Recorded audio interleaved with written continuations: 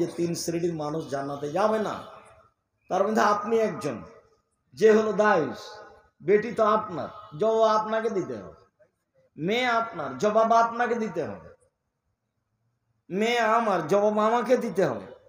তিন শ্রেণীর মানুষ জান্নাতে যাবে না, তার মধ্যে আপনার মেয়ে এক নম্বরে, তার মধ্যে দুই নম্বরে আপনি, তিন নম্বরে যারা নিয়মিত বিড়ি, তামাক, জর্দা, সিগারেট, গুল খায় তারা। 1978 সালে, 1976 সাল থেকে না 82 সাল পর্যন্ত নাচল মাদ্রাসার হেড শিক্ষকের আমি খাবার নিয়ে গেছি প্রতিদিন দুপুরে। তাহলে 76 থেকে 82 কতদিন হয়? প্রায় 8 বছর। আমি কোনোদিন দুপুরে খাবার নিয়ে যাও মিস করিনি। তো কোনো একদিন ট্রেন স্টেশন, নাচল ট্রেন স্টেশনের উপর দিয়ে যেতে হতো। তো ওরা যারা পরিচিত হয়ে গেছে একটা পান দিয়েছে, তো পানটা মুখে দিয়ে প্রতিষ্ঠানের ভিতরে ঢুকেছি।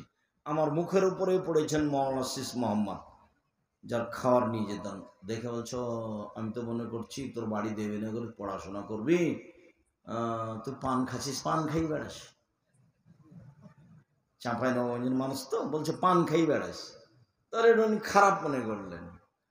তা আমি 76 সাল থেকে না 78 সাল থেকে নিয়ে এখন পর্যন্ত কোনো পান মুখে দিনি। পান হালাল হারাম পরে, ওকে আমি ঘৃণা করি। তিন শ্রেণীর মানুষ জান্নাতে যাবে না, তার মধ্যে এক শ্রেণীর যারা বিড়ি, তামাক, জর্দা, সিগারেট, গুল, নেশাদার দ্রব্য সাদা নিয়মিত খায়, পান করে তারা। তো তিন শ্রেণীর মানুষের মধ্যে আপনি পড়লেন দুই দিক দিয়ে, বিড়ি তামাকের দিক দিয়ে এক, আর বেটির দিক দিয়ে দুই।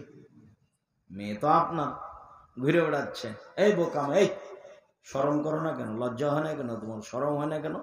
ক্লাস 10-এ পড়ো তুমি, 2 বছর থেকে তোমার হায়েজ হয়, তোমার মা জানে, তুমি জানো। 4 বছর থেকে তোমার লজ্জা হয় না কেন? তুমি তো একটা বড় মেয়ে, বিবাহ দিলে তোমার একটা বাচ্চা হতো, 2টা বাচ্চা হতো, তুমি একটু শরম করো না কেন? তুমি নিজে পাপী, আর একজনকে পাপী করে খামাখা জাতিকে ধ্বংস করছো কেন? এই শরম হয় না তোমার? হায়া হয় না তোমার? লজ্জা হয় না তোমার? একটা ইতস্তবোধ করো না কেন? তোমার বাপের বাড়ি ঘর নেই, জায়গা নেই? তোমার বাপের বাড়ি আছে, ঘর আছে, টিউবওয়েল আছে, পেশাবখানা আছে, পায়খানা আছে, সব কিছু আছে। মানুষের মতো হয়ে থাকো, পশু প্রাণীর মতো হয়ে আছো কেন? গরু ছাগলের মতো হয়ে আছো কেন? বুঝেও বোঝে না ওরা, অন্তর আছে বুঝে না, দেখেও দেখে না ওরা, চক্ষু আছে দেখে না, শোনেও শোনে না ওরা, কান আছে শোনে না। ওলাইকা কালানাম, তারা পশু প্রাণীর মতো, তারা গরু ছাগলের মতো, তারা কুকুর শ্রীগালের মতো, বালুমাজাল বরং তার চেয়ে খারাপ।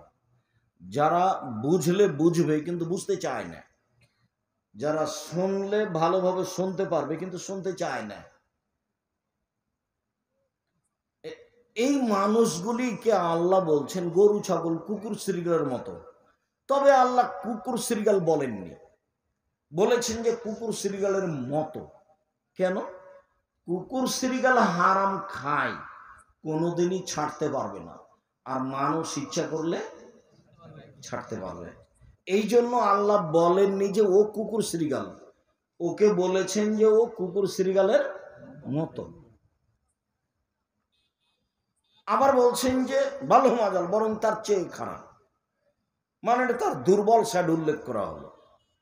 কেন তুমি বুঝবে না? উপস্থিত বৈঠকের মুসলিম বোন, মেয়ে তো আপনার, আপনি তার মা, আপনি শক্ত হবেন। আপনার চোখের সামনে সে এভাবে হাঁটে কি করে?